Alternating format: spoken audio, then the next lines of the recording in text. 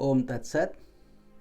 My humble prostrations to the all-pervading Brahman, to my worshipful Guruji, Swami Jyotirmananji Maharaj, to all the sages and saints of this world, and to you divine souls watching this satsang.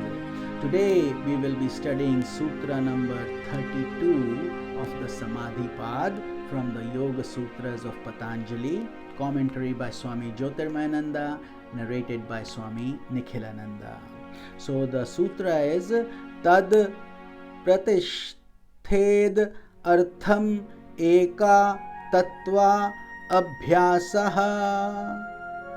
Again, Tat Pratishedh Artham Eka Tattva Abhyasaha. So Tat means those obstacles. We are studying currently on the obstacles of the body and the mind that prevent our meditation.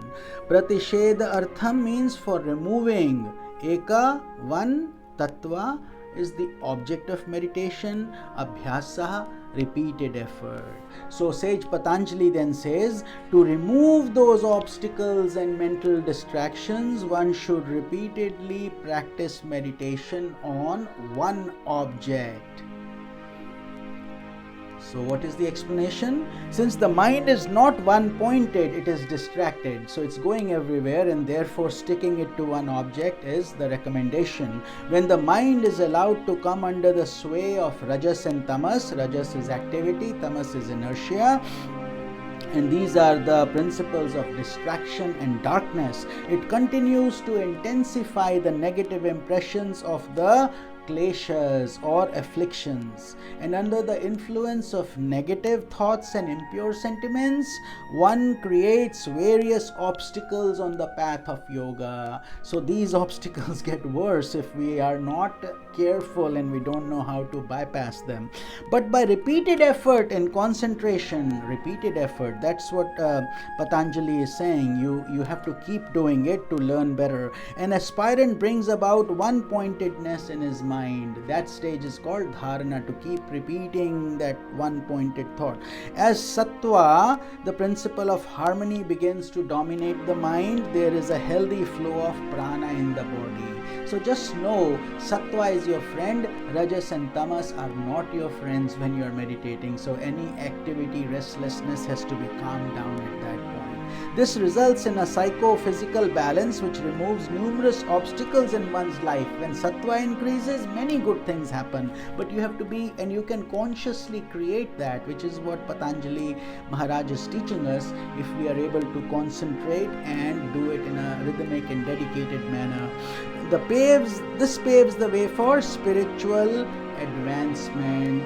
What happens once you're able to surmount the obstacles? You move on to the next stage of progress. Otherwise, you get frustrated, and most people, it's like trying to lose weight or anything. Most people try it and then they give up because they find it too hard. But people who are able to do it, their lifestyle changes, and this is of course much more profound. This is not just losing weight, this is also changing your whole life, the way you think, the way you talk, the way you walk, the way you act, and you are trying to realize who? God, Brahman, which will answer all the questions to why you exist, why are you created, why is this world created. All that starts to come, but don't be in a hurry. Be compassionate, loving, take your time, enjoy the experience also, but be aware of these obstacles and don't get frustrated by them. That is the guidance. Instead of seeking the causes of mental maladies of his mind and body, an aspirant should diligently promote one-pointedness in his mind.